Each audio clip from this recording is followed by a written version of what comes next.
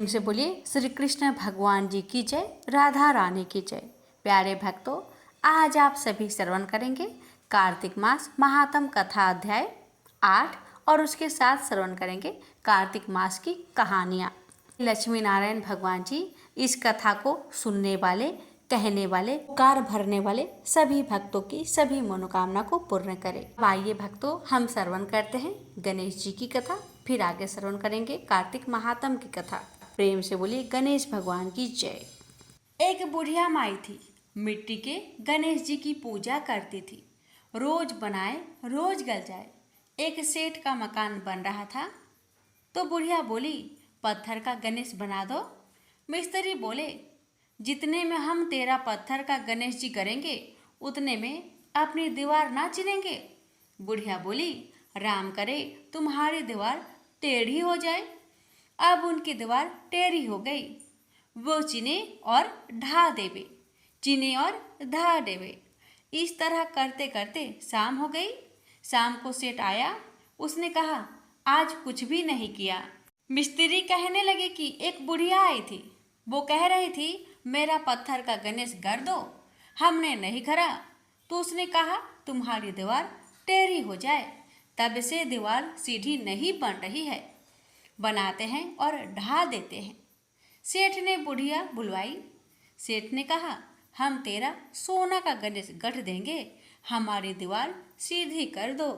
सेठ ने बुढ़िया को सोने का गणेश गढ़ा दिया। सेठ की दीवार सीधी हो गई। जैसे सेठ की दीवार सीधी की, वैसे ही हे भगवान सबकी करना। नारद जी ने कहा, हे राजन, अब मैं कार्तिक मास के इस व्रत की उद्यापन विधि बताता हूँ। ध्यान पूर्वक सुनिए। व्रती को चाहिए कि कार्तिक मास में शुक्ला पक्ष की चतुर्दशी को व्रत के संपूर्ण फल की प्राप्ति के लिए तथा विष्णु की प्रसन्नता के लिए उद्यापन करे।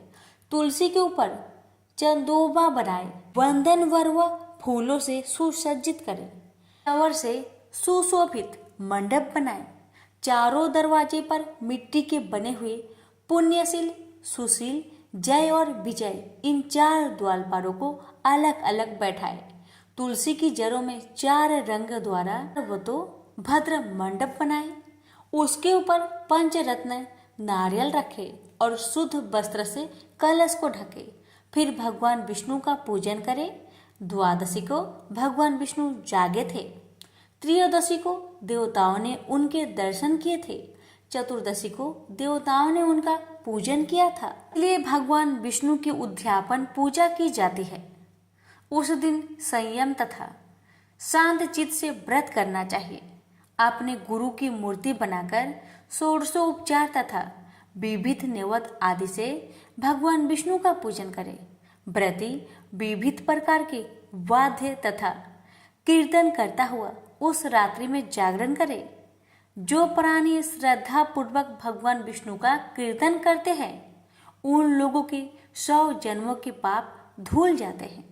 जो व्यक्ति भगवान के निमित्त जागरण करके रात्रि भर भगवान का कीर्तन करते हैं उनको असंख्य गोदान का फल मिलता है।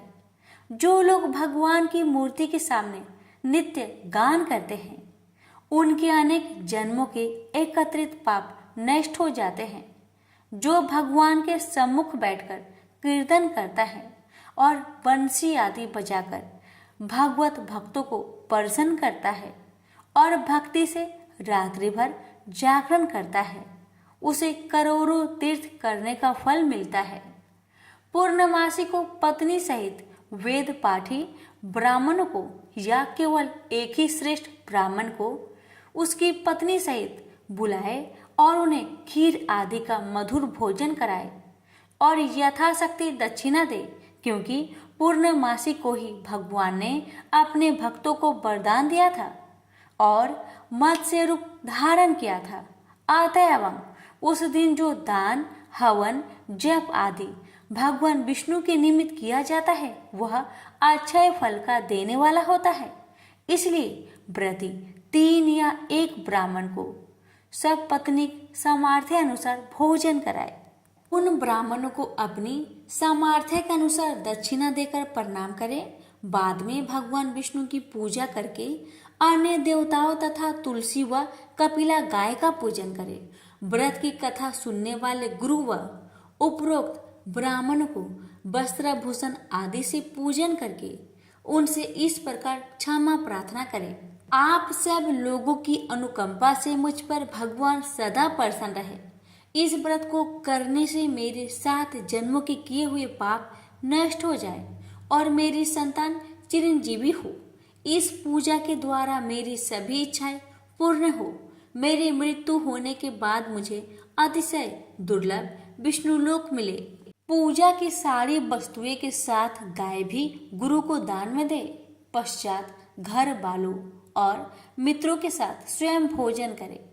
इस तरीके से जो प्राणी कार्तिक मास का व्रत और उद्यापन करता है वह पाप रहित होकर मनोवांछित कामनाओं को प्राप्त करता है। प्रेम से बोलिए लक्ष्मी नारायण की जय। पर कार्तिक मास कथा अध्याय 8 समाप्त हुआ। अब सुनेंगे 9वां अध्याय। राजा पृथु बोले, हे श्रेष्ठ मुनि नारद जी, आपने कार्तिक मास के व्रत में जो तुलसी की जड़ में भगवान विष्णु का निवास बताकर उस स्थान की मिट्टी का पूजन करना बतलाया है। अतः मैं श्री तुलसी जी के महात्म्य को सुनना चाहता हूँ। तुलसी कहाँ और कैसे उत्पन्न हुई यह बताने की कृपा करें।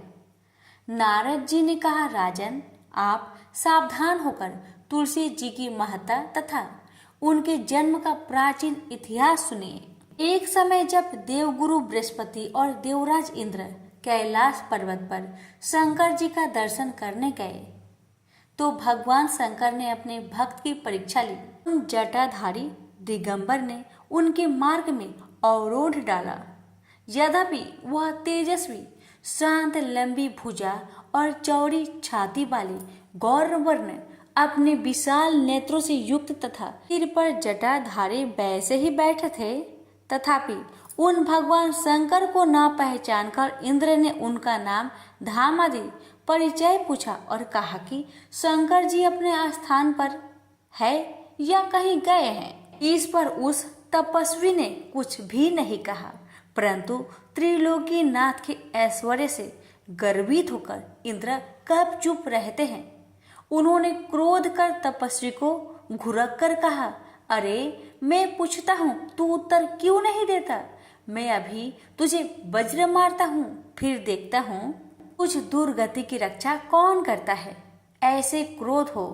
इंद्र ने जैसे ही उस दिगंबर को मारने के लिए हाथ में वज्र लिया, वैसे ही भगवान शंकर ने वज्र सहित इंद्र का हाथ स्तंभित कर दिया और विकराल नेत्र धारण कर भगवान शंकर ने उसे देखा।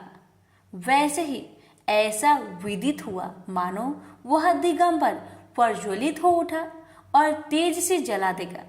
भुजाएं स्तंभित होने से इंद्र के क्रोध और दुख का अंत न रहा, परंतु जैसे ही बृहस्पति जी ने उस पुरुष को प्रज्वलित देखा, वैसे ही अपनी बुद्धि को उसको शंकर भगवान जानकर प्रणाम किया और दंडवत कर बहुत सी स्तुति भी की। इंद्र ने भी भगवान शंकर से कहा, हे दीनानाथ, हे महादेव, आप अपना क्रोध रोककर इंद्र के अपराध को क्षमा कीजिए। बृहस्पति की यह वचन सुनकर महेश्वर गंभीर वाणी में बोले, मैं अपने नेत्रों से निकले हुए क्रोध को कैसे रोकूं? तब बृहस्पति जी ने कहा, भगवान, भक्तों पर दया करनी चाहिए। आप अपना भक्त वत्सल नाम सार्थक कीजिए। आप अपने इस तेज को कहीं और स्थापित कर इंद्र का उद्धार कीजिए। तब भगवान शंकर ने गुरु बृहस्पति से कहा, मैं तुम्हारी स्तुति से प्रसन्न हूँ जो तुमने इंद्र को जीवन दान दिलाया है। मैं विश्वास करता हूँ कि मेरे नेत्रों की अग्नि अब इंद्र को पीड़ित न करेगी। बृहस्पति से ऐसा कहकर भगवान शंकर ने अपने माथे से निकाले हुए अग्निमय तेज को अपने हाथ में लेकर क्षीर सागर में डाल दिया। फिर लीलाधारी भगवान अंतर ध्यान हो गए। इस प्रकार जिसको जो जानने की इच्छा थी उसे जानकर इंद्र और शंकर बृहस्पति अपने स्थान को चले गए। प्रेम से बोलिए लक्ष्मी नारायण की जय। कार्तिक स्नान। 2 सास बहू की कथा। 2 सास बहुएं थी। कार्तिक मास आया तो सास बोली, मैं कार्तिक स्नान के लिए तीर्थ जाना चाहती हूँ। तो बहू कहने लगी, मैं भी चलूँगी। सासू माँ बोली, तू अभी छोटी है बहू, अभी मुझे जाने दे। सासू माँ तीर्थ चली गई तो बहू कुम्हार के से 33 कुंडे ले आई। रोज एक कुंडा भर कर रखती। उधर गंगा में सासू जी की नथ गिर गई। बहू कुंडे में नहाती हुई बोली, सासू नहावे उंडे में, मैं नहाऊं कुंडे। इतने में गंगा की धारा कुंडे में आ गई। साथ में सासू जी की नथ भी आ गई। बहू ने नथ पहचान ली और अपने नाक में पहन ली। महीना पूरा हुआ, सासू जी आई। बहू सामे लेने लगी तो सास नथ देख बोली, तू यह कहाँ से लाई? तो बहू बोली, ये तो मेरे कुंडे में गंगा की धारा के साथ आ गई। अब सास बोली, मुझे ब्राह्मण भोज करना है। बहू बोली, सासू जी दो ब्राह्मण मेरे भी जिमा दो, मैंने भी कार्तिक स्नान किया है। तूने कहाँ कार्तिक स्नान किया? तो बहू बोली, ऊपर चलो, मैं आपको बताती हूँ। ऊपर गई तो देखा सारे कुंड सोने के हो गए। बहू बोली, मैं रोज कुंडा भर कर रखती और सुबह जल्दी उठकर नहाती और उल्टा करके रख देती। तब सासू जी बोली, बहू तू बहुत भाग्यवान, जो साक्षात गंगा जी तेरे पास आई। तूने श्रद्धा और विश्वास से कार्तिक स्नान किया तो भगवान ने तुझे फल दिया। दोनों सास बहू ने धूमधाम से ब्राह्मण जिमाकर दक्षिणा देकर विदा किया। भगवान जैसा सास बहू को दिया वैसा सबको देना। एक ब्राह्मण था, वह प्रतिदिन मंदिर जाता था। वह प्रतिदिन तुलसी माता की पूजा करता था। वह तुलसी माता से प्रतिदिन प्रार्थना करता था कि हे तुलसी महारानी, मेरे आनंद करना। तुलसी माता ने सोचा कि यह ब्राह्मण तो बहुत सीधा है और गरीब है और प्रतिदिन मेरी पूजा करता है, मैं इसके कुछ न कुछ करना चाहती हूँ। तो तुलसी महारानी एक कन्या का रूप बनाकर बैठ गई और उस ब्राह्मण को बोली कि ब्राह्मण, मैं भी तेरे घर आना चाहती हूँ। ब्राह्मण ने सोचा कि 6 लड़कियां तो मेरे पहले से ही है और 7 लड़कियों का मैं कैसे पालन पोषण करूँगा, लड़कियों की शादी कैसे कराऊँगा, मेरे पास तो कुछ ऐसा भी नहीं है। यह भव विचार करके वह बहुत परेशान रहने लगा। उसको तो खाना भी नहीं भा रहा था। उसकी औरत ने कहा, क्या बात है, आजकल बहुत दुखी दुखी रहने लग गए। तो इस पर ब्राह्मण बोला कि मैं मंदिर जाता हूँ, वहाँ पर एक छोटी सी सुंदर सी कन्या बैठी है और वह कहती है कि ब्राह्मण, मैं आपके घर आऊँ? उसकी पत्नी बोली कि अरे, इसमें परेशान होने की क्या बात है, आ रही हो तो आ जाने दो। ब्राह्मण बोला कि पहले से अपने 6 लड़कियां तो है ही, उनकी भी अपने को शादी भी करवानी है। तो इस पर ब्राह्मणी बोली कि अरे, ये तो कोई बात नहीं है, अपनी 6 लड़कियों की शादी करवाएंगे, वैसे 7वीं की भी करवा देंगे। अपन 7 लड़कियों की शादी एक साथ करवा देंगे। अगले दिन जब वह ब्राह्मण मंदिर गया तो उस छोटी कन्या ने पूछा, ब्राह्मण, मैं आपके घर आऊं? तो ब्राह्मण बोला कि हाँ चल बेटा चल। उनको वह घर लेकर आ गया। तुलसी माता के कन्या के रूप में ब्राह्मण के घर आने से ब्राह्मण के घर बहुत आनंद हो गया। घर में लक्ष्मी की बारिश हो गई। जब ब्राह्मण 7 कन्याओं की शादी के लिए वर ढूंढने जाने लगे तो उस छोटी कन्या ने कहा कि मेरे तो शालिग्राम जी के मंदिर में जाकर शालिग्राम जी को बोलना कि बारात लेकर आए और मेरी 6 बहनों के तुम्हारी इच्छा से वर ढूंढ लेना।